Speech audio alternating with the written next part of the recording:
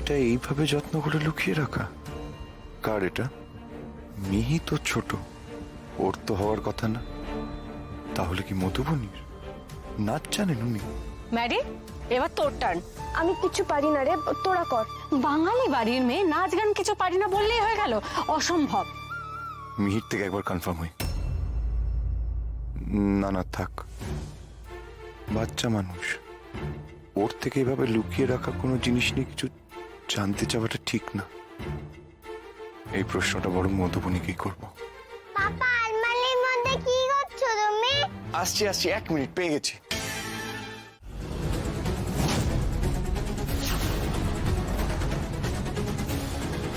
এটাই সঠিক সিদ্ধান্ত, আর এই সিদ্ধান্ত অনেক আগেই নেওয়া উচিত ছিল। সুরমা, তোমায় বলছি, নাতি নাতির বউকে নিয়ে শান্তিতে সংসার করো, তাতে তোমার সংসারেরই লাভ হবে। আর কোনো সমস্যার সৃষ্টি করো না, বাধা দিও না, ওদের বরণ করে নাও। আমাদের যাওয়ার সময় হলো, আজ আসি। তুমি যে বলে দিলে আর মহারাজও আদেশ দিলেন যে রিক আর মধুবনীকে যেন আমরা বাড়িতে ফিরিয়ে আনি, কিন্তু তুমি তো জানো ওরা দুজন নয়, ওদের সঙ্গে বাচ্চা আছে। তাতে কি, সে তো মধুবনীর মেয়ে, সেও আসবে আমাদের সঙ্গে। কখনো না, বাচ্চা সামনে বউকে আমি কিছুতেই মেনে নেবো না, কিছুতেই না। না না না না না না না, সব দিক গুলিয়ে যাচ্ছে কেন? এদিকেও হাওয়া ঘুরে যাচ্ছে না, অন্তত একটা দিক এক্ষুনি সামলাতে হবে। হ্যাঁ বাবা, আমিও মায়ের সঙ্গে একমত। আপনি আর লোক হাসাবেন না। বাবা, আমি একটা কথা বলি, আপনার মন চাইছে আপনি চেষ্টা করে দেখতেই পারেন বাবা, কিন্তু আমার মন বলছে মধুবনী বোধহয় রাজি হবে না। ও যেরকম মেয়ে, তাতে শেষ পর্যন্ত আপনি অপদস্থ হতে পারেন। আমি তো তোমায় আগেই বলেছি ভেজে বৌমা। বাবার বাড়ি কিছুতেই না। আমার কি মনে হয় বলুন তো, তো ছোট, তো বোঝে না। বিয়ের দিন ঝামেলা হলো না, আমার মনে হয় সেই জন্য টেনসড হয়ে আছে। আপনি চিন্তা করবেন না, আমি দেখছি। মিহি, কই মাম্মা? দেখি দেখি দেখি, আমার দিকে একটু তাকাও মাম্মা।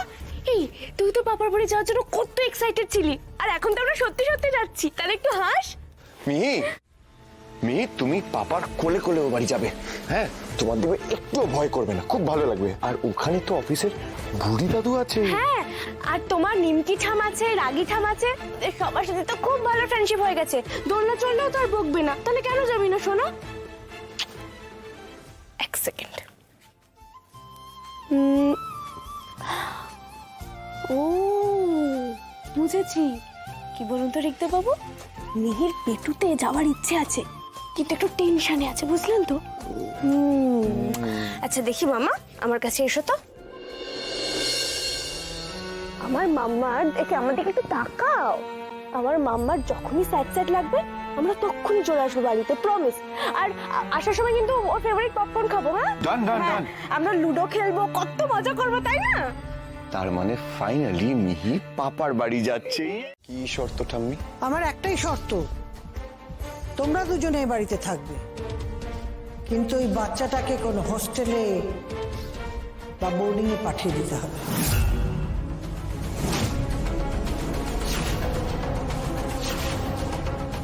ওকে এ বাড়িতে রাখা চলবে না।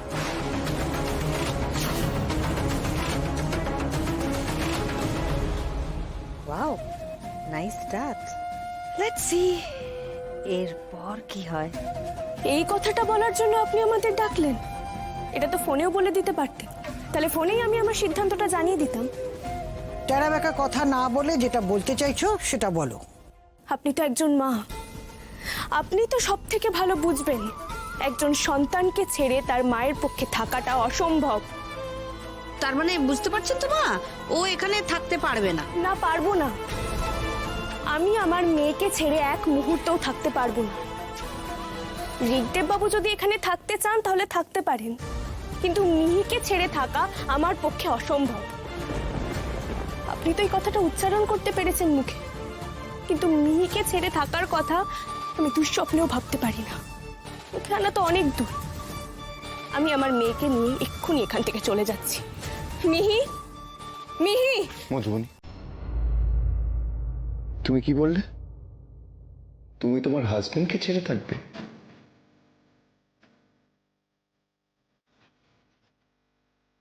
ঋদ্ধেব বাবু, আপনি তো বুঝতে পারছেন আমি কেন এই কথাটা বলছি, মানে আমি কি বলতে চাই। থাক, মেয়েকে তোমার থেকে দূরে সরিয়ে নেবে এই কথাটা শুনে তুমি কতটা হট হয়েছো সেটা বাড়ির বাকি কেউ বুঝুক না বুঝুক আমি খুব ভালো করে বুঝেছি মধুবনী। আমরা এই নিয়ে আর কোনো কথা বলবো না। এসো।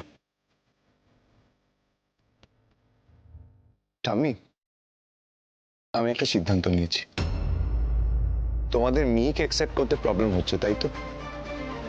আমি আগেও বলেছি, এখনো সেম কথা বলছি। আমি কিন্তু কোনো সওদা করতে আসিনি, কারোর বদলে কেউ না। আর একটাই শর্তে আমরা তিনজনে এখানে একসাথে থাকবো, সেটা হলো যদি আমরা সবাই একসাথে থাকি। না হলে আমি মধুবনী আর মিহিকে নিয়ে সিঙ্গাপুর চলে যাব।